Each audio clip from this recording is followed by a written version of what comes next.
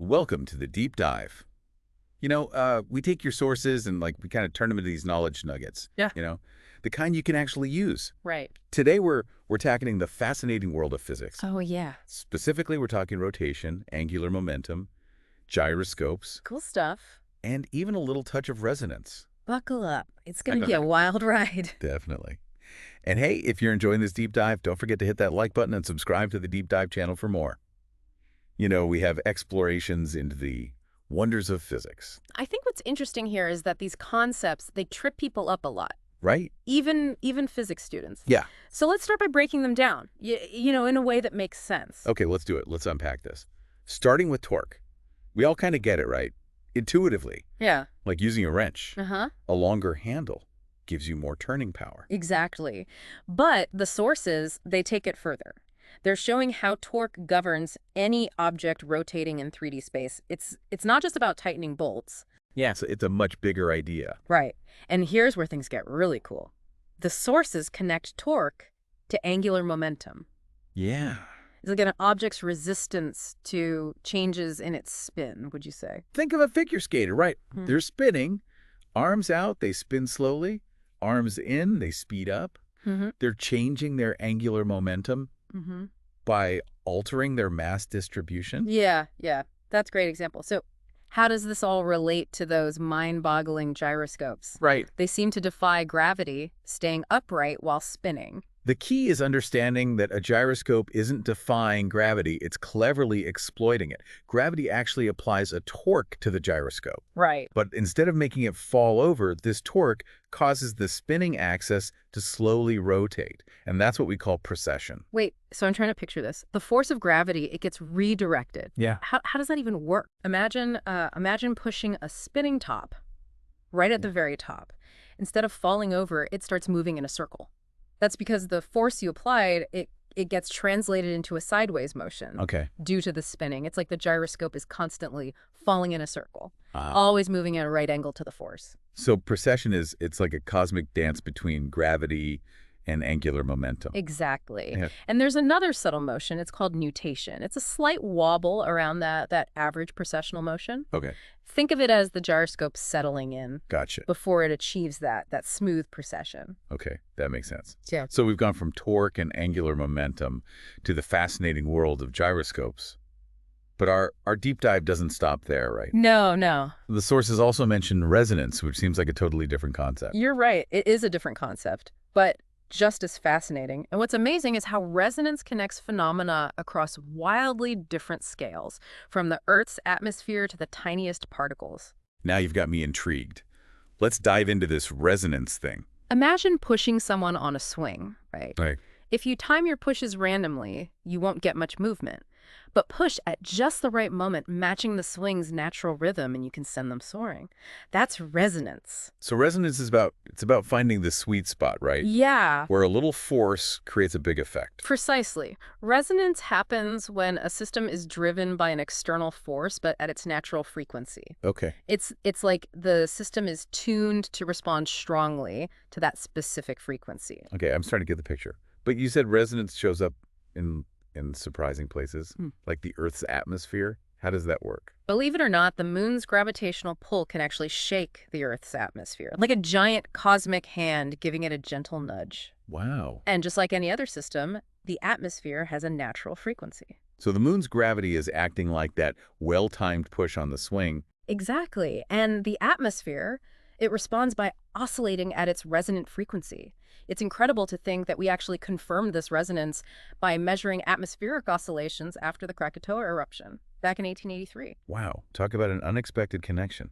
So resonance is at play in these huge planetary systems, but you also mentioned it's relevant at incredibly small scales.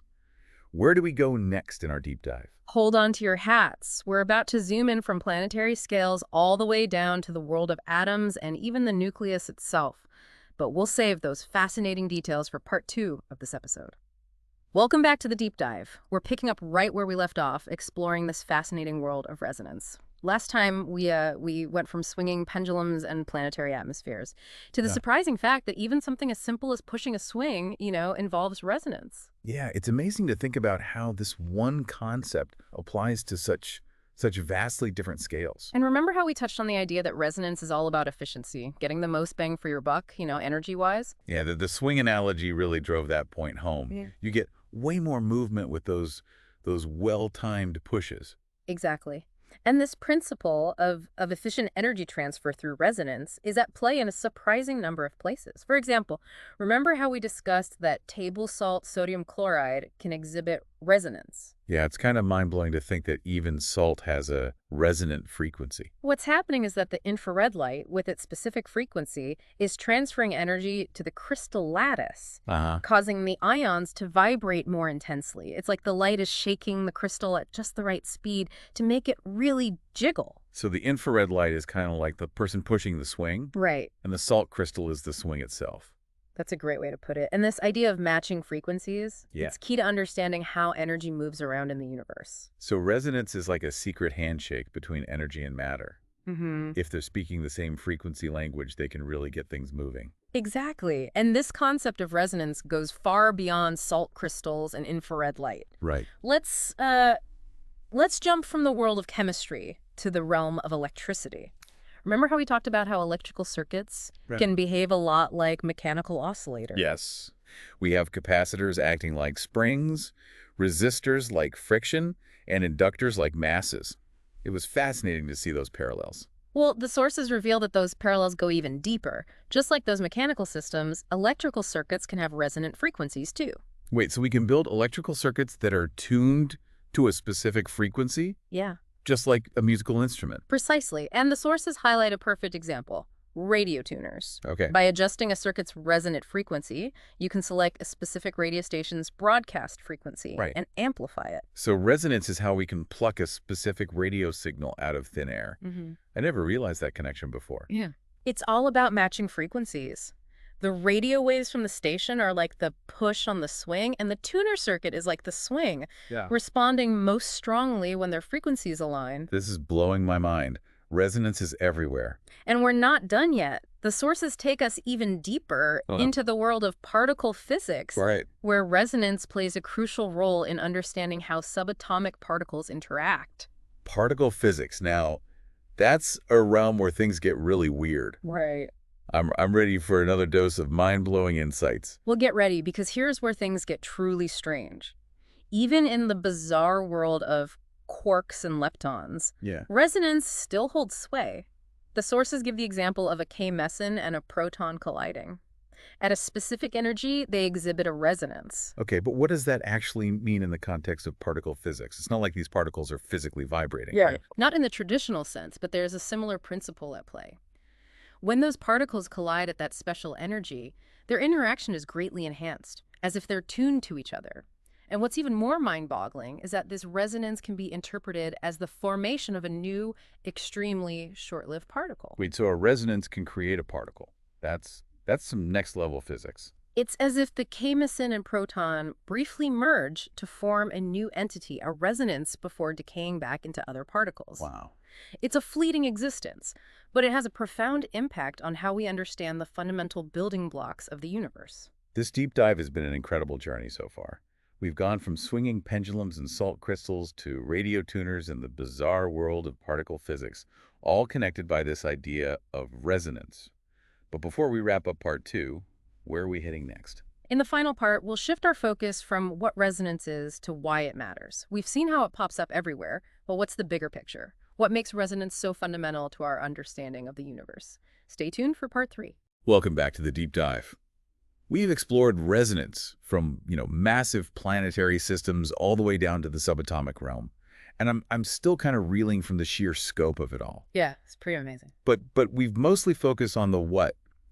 Now I'm itching to understand the why, what makes resonance so important, in the grand scheme of things. It's a profound question. The sources, they suggest that one key aspect is efficiency. Remember that swing analogy?